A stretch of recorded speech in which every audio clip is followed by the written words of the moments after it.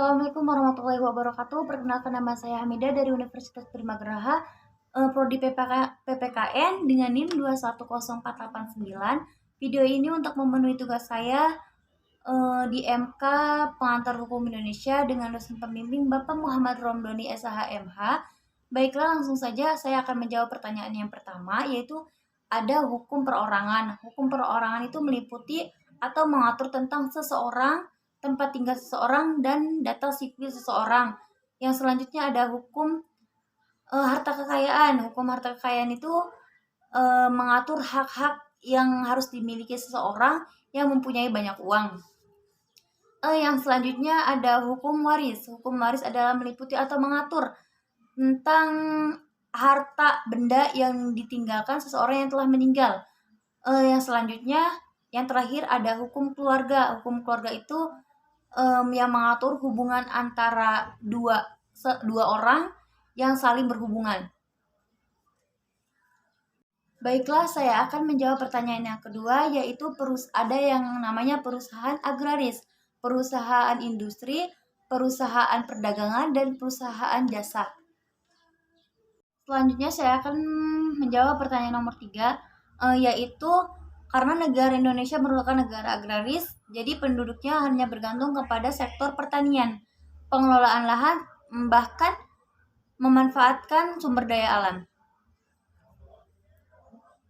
Jadi hak atas tanah itu ada 3, hak memiliki, hak sementara, hak status dengan undang-undang. Baiklah, saya akan menjawab pertanyaan nomor 5. Hukum tata negara adalah hukum yang mengatur organisasi kekuasaan negara. Hukum administrasi adalah hukum yang bersangkutan antara hukum pemerintah dan hukum rakyat. Baik, saya akan menjawab pertanyaan nomor 4, yaitu tentang hutang piutang antara Pak Budi dan Pak Andi.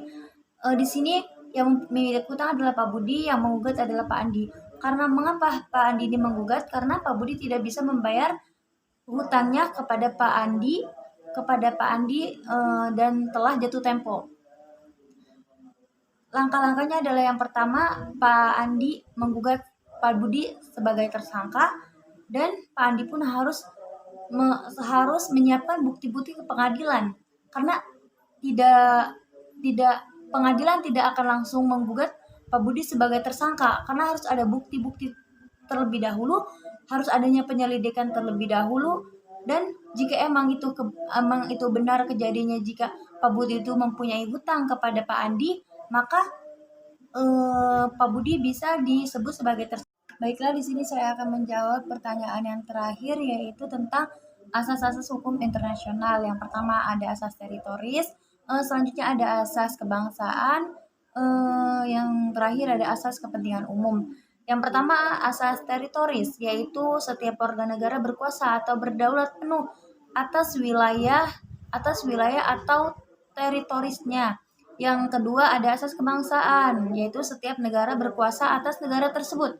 Yang terakhir ada asas kepentingan umum, yaitu negara berwenang mengatur dan melindungi kepentingan negaranya masing-masing. Cukup sekian, terima kasih.